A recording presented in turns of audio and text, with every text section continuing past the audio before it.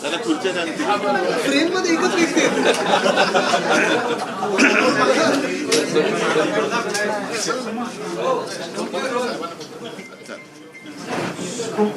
आपल्याला सर्वांना माहिती आहे की काल आणि परवा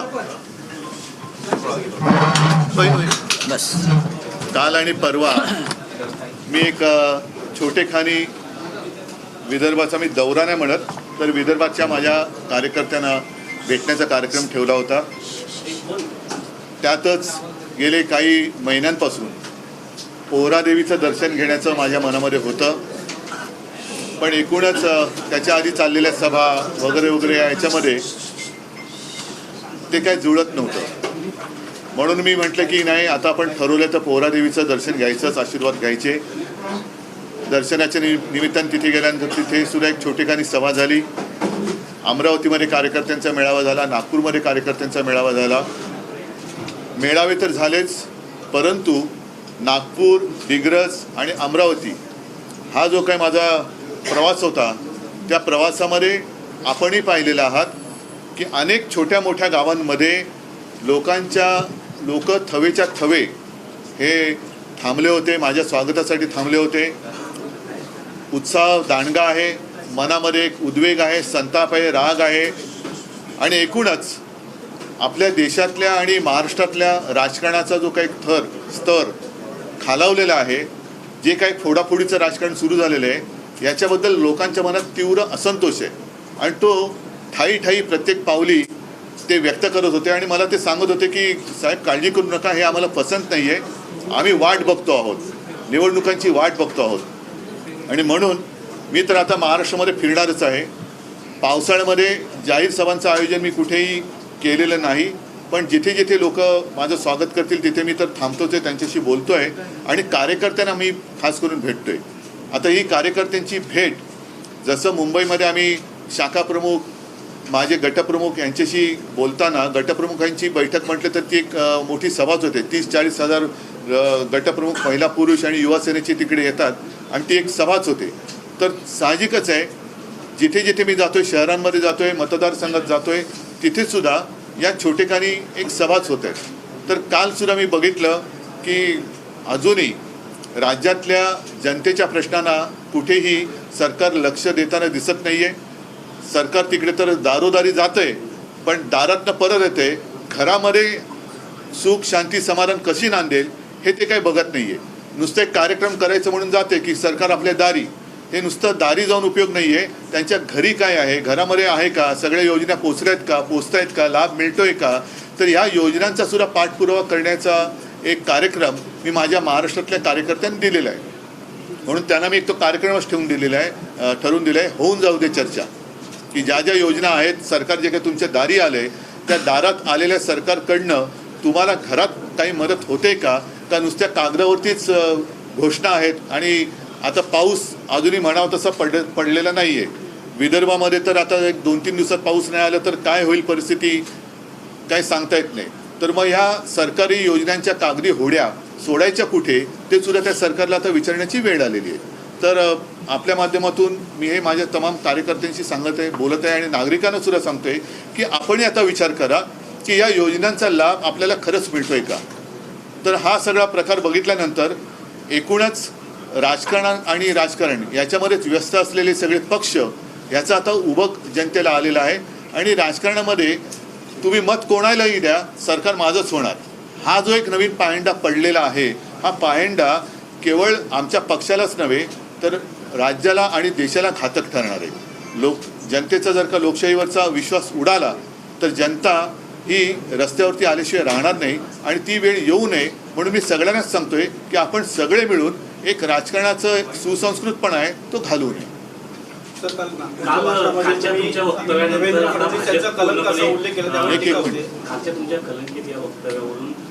पण त्याचं एवढं लागण्यासारखं काय, ज्यांना हा माझा शब्द लागला असेल त्यांना मला विचारायचे, तुम्ही दुसऱ्यांवरती भ्रष्टाचाराचे आरोप करताना एखादा माणूस भ्रष्ट आहे हा त्याच्यावरती कलंक नाही लावत तुम्ही. एखादा माणूस भ्रष्ट आहे, तू भ्रष्ट आहेस, तुमचं कुटुंब भ्रष्ट आहे, तो भ्रष्टाचाराचा कलंक तुम्ही नाही का लावत. मग आता माझं असं म्हणणं आहे की मी भाषणातनं बोललेलं आहे की हसन मुश्रीफांच्या पत्नीने रस्त्यावरती येऊन आक्रोश केला होता की अशा वारंवार थाळी टाकण्यापेक्षा एकदा काय ते गोळ्या घालून आम्हाला ठार मारा. मग आता तेच हसन मुश्रीफ त्यांच्या मांडीला मांडी, म्हणजे मला बरं वाटलं की आम्हाला जे बोलत होते की बाळासाहेबांना अटक करण्याच्या मांडीला मांडी लावून तुम्ही बसलात, काँग्रेसच्या मांडीला मांडी लावून बसलात. मला आज कळलं की अरे यानं सुद्धा मांडी आहे, त्यांना सुद्धा मांडी नावाचा अनुभव आहे, हे मला आज कळलं. आणि ते सुद्धा ते लागतायत, त्यांना दुसऱ्याच्या मांडीला मांडी ते लावतायत. म्हणजे जर तुम्ही म्हणाल तर तो माणूस भ्रष्ट आणि त्याला तुम्ही मंत्रिमंडळात स्थान देता, म्हणजे असं काय आहे की तो नेमका भ्रष्ट आहे का देव आहे? म्हणजे तुम्ही म्हणाल तो भ्रष्ट आणि तुम्ही म्हणाल तो देव, हे कुठलं हिंदुत्व? तर तुम्ही ज्याप्रमाणे सगळ्यांना भ्रष्टाचाराचे आरोप करून कलंकित करता आहात आणि त्याच्यानंतर कलंकित करून बाजूला मांडीला मांडी लावून मंत्रिमंडळात स्थान देतात, तर त्या कुटुंबानी समाजात वावरायचं कसं? एकदा तुम्ही त्यांच्या घरावरती धाडी टाकता, सगळं काही त्यांचं कलंकित करून टाकता. तो कलंक घेऊन ते तुम्ही भले त्यांना मंत्री केलं तरी मग त्यांच्यावरचे आरोप खोटे होते का? मग त्यांना तुम्ही भ्रष्टाचाराचा कलंक का लावला? म्हणजे माझा कलंक शब्द एवढा परिणामकारक असेल असं मला वाटलं नव्हतं. पण त्याच वेळेला मी सांगतो की मला एवढं बरं वाटलं की थोडं तरी मन तुमचं जागा आहे. तर त्या मनाच्या लेखी म्हणजे जनाचं नाही तर मनाचं ऐकून दुसऱ्यांवरती आरोप करताना ह्याचं भान ठेवा.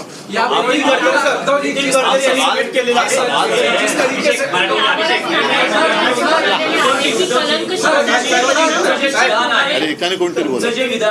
नितीन गडकरींनी खेद खंत व्यक्त केली. मला सुद्धा नितीन गडकरींना सुद्धा या अनुभवातून जावं लागलेलं आहे आणि मला काही गंमत वाटत नाहीये कोणाला काय बोलायचं. आता पूर्वी मी अफजल खानाची स्वारी असं बोललो होतो. आता अफजल खानाच्या स्वारीमध्ये बोलण्याचा हेतू माझा हा होता की तुम्ही सगळ्यांनी शिवचरित्र आपण वाचलेलं आहे, ऐकलेलं आहे. सगळं काय वाचलं असेल नसेल सगळ्यांनी तरी ऐकलेलं आहे आणि जाणता राजा बघितलेला आहे. त्या जाणता राजामध्ये तो प्रसंग आहे, अफजल खानाची स्वारी आले आणि ते कान्होजी जेदे नाईक हे छत्रपती शिवाजी महाराजांना भेटायला जातात आणि सांगतात की खानाचा खलिता आली आहे. तो त्यांच्या भाषेमध्ये ते बोललेत आणि त्याच्यामध्ये त्यांनी लिहिले, एक तर आम्हाला येऊन सामील व्हा, धर्मांतर करा, नाहीतर कुटुंबासकट मारले जाल. आता हे ईडी, इन्कम टॅक्स, CBI जे घराघरात घुसवत आहेत, म्हणजेच त्याचा अर्थ तोच आहे की कुटुंबासकट सामील व्हा, नाहीतर कुटुंबासकट आम्ही तुम्हाला कापून टाकू. असंच त्याचा अर्थ झाला ना. म्हणजे घराघरामध्ये तुम्ही ईडी, CBI घुसवत आहेत तेव्हा ते कुटुंब कलंकित नाही होत, त्याला कलंक लागत नाही. मग तुम्हाला जर का आम्ही काही बोललं, नुसती जाणीव करून दिली, तर एवढी तुमची आग, तळपायची आग मस्तकात जायचं कारण काय? पहिलं हे थांबवा. माझं मत आहे उघडेपणाने आपण जाऊ, उघडे म्हणजे जाहीरपणाने लोकांच्या समोर जाऊ आणि लोकांना फैसला करू दे. पण तुम्ही तुमच्या सत्तेचा गैरवापर करता आहात, लोकांना उद्ध्वस्त करता आहात, कुटुंबाची मानसिक शांती हिरावून घेत आहात आणि ते सगळं झाल्यानंतर तुम्ही त्यांना पक्षात घेऊन मानाचं पान वाढतात. मग लोकांमध्ये त्या लोकांनी कुटुंबाने वावरायचं कसं? सर, यापूर्वी देखील आरोप मात्र बॅनर फाडणे, काळं फासणं ही नक्की कोणती संस्कृती आहे? हे सगळ्यांनीच बघायला पाहिजे. आता मला सांगा, मी आजच पेपरमध्ये बातमी वाचली की येत्या 4-5 दिवसात मला वाटतं लोकमान्य टिळक पुरस्कार कोणाला जाहीर झालाय? पंतप्रधान मोदीजी येत आहेत. कोणाच्या हस्ते होणार आहे? पवार साहेब. मग 70,000 कोटीच्या घोटाळ्याचं काय झालं? व्यासपीठावर कोण कोण असणार आहे? व्यासपीठावर कोण कोण असणार? म्हणजे मला एवढंच त्याचं काय तारतम्यच कळत नाहीये. स्वराज्य हा माझा जन्मसिद्ध हक्क आहे असं ठणकावून ब्रिटिशांना सांगणारं सरकारचे डोके ठिकाणावर आहे का? हा आता लोकमान्यांचा प्रश्न कोणाला विचारायचा? लोकमान्यांनी तेव्हा जो विचारला होता प्रश्न, सरकारचे डोके ठिकाणावर आहे का, हा प्रश्न विचारणार कोण? कोणाला उत्तर कोण देणार? ज्यांच्यावरती तुम्ही 70,000 कोटीच्या घोटाळ्याचा आरोप केला तो पक्ष आता तुमच्यासोबत आला. पवारसाहेब तुमच्याबरोबर व्यासपीठावर असणार, आमच्यातले मिंदे तुमच्यासोबत असणार. मग शेवटी लोकांनी बघायचं काय? कोण कलंकित आणि कोण कसला, म्हणजे कोण कोणाला कलंक लावतंय. आणि मग निदान आपण एक माणुसकी म्हणून एकमेकाचा आदर तो ठेवला पाहिजे. जे काय आरोप असतील त्या आरोपाला जागा, आरोप करताना जबाबदारीने वागा. आरोप केल्यानंतर ते केवळ त्यांना घाबरून टाकून पक्षात घेतले आणि आरोप चौकशी बंद केली. मग पहिले ज्यांना तुम्ही घाबरून पक्षात घेतले त्यांच्या चौकशीचं पुढे काय झालं? देवेंद्र फडणवीस और बीजेपी कह रही जिनके ऊपर इंक्वायरी चल रही है वो इंक्वायरी हमने रोकी नहीं है, वो सब मोदी जी के विकास से प्रेरित होकर, सरकार के विकास से प्रेरित होकर. तो आप जाहीर करो ना कि इनको सजा तो होगी. चक्की पिसिंग हा काय कलंक नव्हता लावला त्यांना. म्हणजे मला हेच म्हणायचं, मी एक शब्द बोललो तर त्यांना लागला, पण तुम्ही संपूर्ण खानदान बर्बाद करून टाकता, उद्ध्वस्त करता, वाटेल तसे बेगुमान आरोप करतात. आता तसं तर संजय राऊत आहे, अनिल परब आहे, इथं सगळ्यांना सुद्धा काय कमी छाईट आहे ती लोक? अजित पवार सरकारमध्ये सामील झाल्यानंतर सरकारमध्ये राष्ट्रवादी सामील झाल्यानंतर शिंदेचे जे आमदार आहेत ते नाराज असल्याचं कळते. नाही, त्याच्याशी मला काही देणं घेणं नाही. मातोश्रीचे दार त्यांच्यासाठी उघडे आहेत. अजूनही मला काय वाटत नाही चर्चेमध्ये नुसतीच चर्चा आहे त्याच्यावरती बोलण्यात काय अर्थ नाही. आपके कलम के बयान को लेकर बीजेपी इतना आक्रोशित क्यों है? लगातार महाराष्ट्र भर में अलग मैंने सच्चाई उनको दिखा दी ना, कलंक क्या होता है मैंने दिखा दिया उनको. अब वो जो मेरे बारे में कुछ भी कहते हैं, ये मेरे हाथ में कुछ मैंने जानकारी लेके मैं बोल रहा हूँ. आता माझ्या झालेल्या ऑपरेशनवर माझी चेष्टा करतात. म्हणजे माझ्या कमरेचा पट्टा सुटला, कोणाचा गळ्याचा पट्टा सुटला, मी असं करत नाही, बोलत नाही, पण मी जे काही भोगलं ते त्यांना भोगावं लागू नये हीच माझी प्रार्थना आहे. ज्या दिवशी ते भोगतील तेव्हा कळेल की काय असतं ते शस्त्रक्रिया म्हणजे काय असते. म्हणजे इथपर्यंत मी खालच्या पातळीवरती जाता, कोणाच्या तब्येतीवर न बोलता, कोणाच्या कुटुंबावर न बोलता, तरीसुद्धा तो कलंक नाही लागत. तर माझं म्हणणं आहे की ही लोक कलंक आहेतच, जे महाराष्ट्राच्या संस्कृतीला ही कलंक आहेत, जे लोकांना बर्बाद करतायत, उद्ध्वस्त करतायत, कुटुंबाची तुम्ही नालस्ती करताय, तुम्ही कलंकच आहात. उधर सर आपकी जो छवि है, आपकी जिस तरह की पॉलिटिकल इमेज है, क्या आप भविष्य में इस तरह की जो लैंग्वेज है उससे बचने की कोशिश? क्या मैंने लैंग्वेज क्या गलत है? बोला गया है जो सबने कहा, नहीं, मैंने तो अभी भी दोहराई ना भाषा. कलंक का मतलब क्या होता है? क्या इसमें मैंने गाली गलौज कहा की जो मैंने जिस शब्दों में मला त्यांनी जे काय म्हटलं ते चालतं काय? वो चलता है आपको? हाँ, मेरा ऑपरेशन हो गया उस बारे में वो मेरी मजाक उड़ा रहे, वो चलता है? वो कौन सी संस्कृती है? उद्धवजी भाजपचे नेते असे म्हणतात की उद्धवजी जेव्हा सत्तेत होते भाजपबरोबर तेव्हा त्यांना सत्तेत मानाचं स्थान होतं, त्यांनी अनेक गोष्टी सांगितल्या, त्या पद्धतीने केल्या गेल्या. असं असतानाही उद्धवजी आज देवेंद्रजींना कलंक म्हणतात. नाही, याला काही अर्थ नाही आहे. मी अशी कोणतीही माझी याची स्वार्थाची गोष्ट कधी काय त्यांना अशी सांगितलेली नाही आहे. आणि मला सुद्धा हाच प्रश्न आहे, 25-30 वर्ष हिंदुत्वासाठी एकत्र राहिल्यानंतर 2014 साली असं काय घडलं होतं की तुम्ही माझ्याशी युती तोडलीत? तेव्हा पण मी हिंदूच होतो ना, आज सुद्धा हिंदूच आहे. पण हेच माझं म्हणणं आहे की तुम्ही म्हणाल तो दगड, तुम्ही म्हणाल तो भ्रष्ट, तुम्ही म्हणाल तो डाकू, तुम्ही म्हणाल तो देव, तुम्ही म्हणाल तो संत, तुम्ही कोण? तुम्ही म्हणाल ते आम्ही मानायचं, असे तुम्ही आहात तरी कोण? म्हणजे तुम्ही ज्या वेळेला राष्ट्रवादीला भ्रष्ट म्हणता तेव्हा राष्ट्रवादी भ्रष्ट, तुम्ही ते सोबत आले का? आता म्हणजे पूर्वी बाळासाहेब असताना आमच्याकडे एक व्यक्ती आली होती, त्याला अजूनही महाराष्ट्रात असतील, ते गोडबाबा म्हणायचे. आणि ते गोडबाबा काय करायचे की ढीकभर मिरच्या खायचे आणि त्या मिरच्या त्यांना गोड लागायच्या. आता याने मिरची पण गोड लागायला लागली. एक हफ्ते से ज्यादा का समय हो गया. सदस्य आहेत त्यांचा मार्ग आता सुप्रीम कोर्टाने मोकळा केलाय. तुमच्या कालावधीमध्ये भगतसिंग कोश्यारी यांच्या संदर्भात बराचसा वाद गाजला होता, परंतु आता सुप्रीम कोर्टाने तो आजच करणार आहे. आता काय असं आहे की आता देशाचं राजकारण IPL सारखं झालेलं आहे. कोण खेळाडू कुठल्या संघात तेच कळत नाही. पण किमान IPL मध्ये मी असं मानतो की अंपायर तरी निपक्ष असतो. तसं मी ह्याच्याबद्दल काही कोर्टाबद्दल ताशेरे नाही मी म्हणत. मी एकूण ह्यांची जी काय चाललेली काही यंत्रणा वगैरे ह्यांच्याच आहेत. चौकशीचे आता संजय राऊतांनी सुद्धा केलेलेच आहेत ना आरोप, त्या चौकशीवरती ते हात लावायला तयार नाहीत. ज्यांच्या चौकशा लागल्या त्यांना सगळ्यांना क्लीन चिट. आणि आमच्या लोकांच्या मागे मात्र घरात घुसून खोटे नाटे पुरावे, ह्याच्याकडनं जबरदस्ती स्टेटमेंट घे, त्याच्याकडनं घे. हे कोणतं काळ आहे? हे सगळं मला असं वाटतं की शेवटी काळ हा निर्गुण असतो, तो उलटल्यानंतर यांना भारी पडेल. उद्धवजी एक हफ्ते से ज्यादा का समय हो गया मंत्रियों के शपथ को लेकर, लेकिन आज तक उनके खाते, उनके खातों का बंटवारा नहीं हो रहा. अभी उस बारे में मैं क्या कह सकता हूँ? मैं तो मुख्यमंत्री नहीं हूँ. नहीं, लेकिन आपस में लड़ाइयाँ चल रही हैं क्या? एक आहे, आता पहिले किती मंत्री होते? आता यांचे राष्ट्रवादीचे किती झाले? म्हणजे मिंद्यांच्या नाकी 9 आलेत.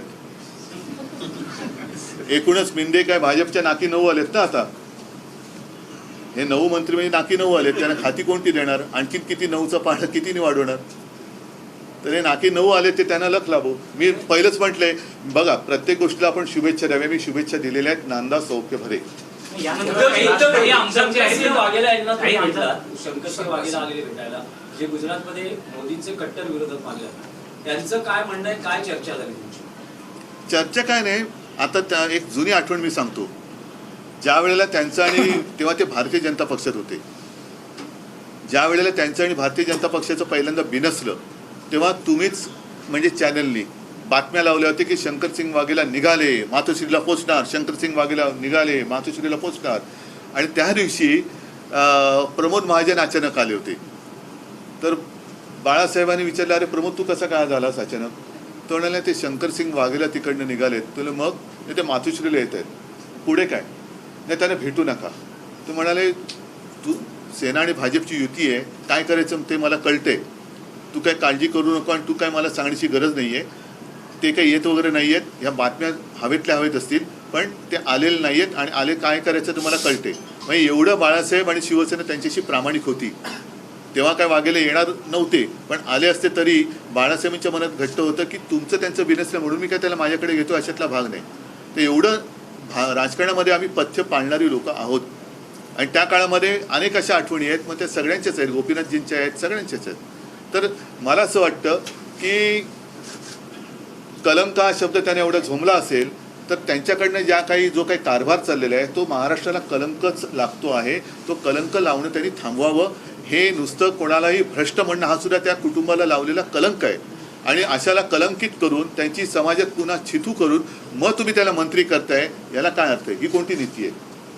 तर त्याच्यापेक्षा मला असं वाटतं कोणाच्याही घराच्या दारापर्यंत जाण्यापेक्षा घरात जाल तर सुख आणि आनंद घेऊन जा, तळतळाट घेऊन बाहेर पडू नका.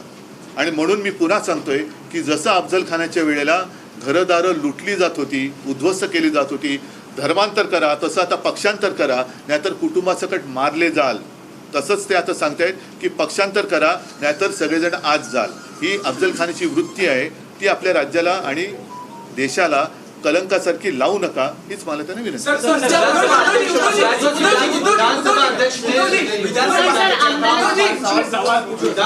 वो सवाल है तो पहला कि पिछले 2 हफ्ते में जो राजनीतिक घटनाक्रम प्रदेश में हुआ उसमें आपकी तरफ से ये कहा गया कि एकनाथ शिंदे के कई विधायक आपसे संपर्क में हैं. आप मैंने नहीं कहा कुछ, आपकी पार्टी की तरफ से मैंने नहीं कहा कुछ. संपर्क में या नहीं, अगर हो भी तो भी ऐसी सारी चीजें रात के अंधेरे में होती है.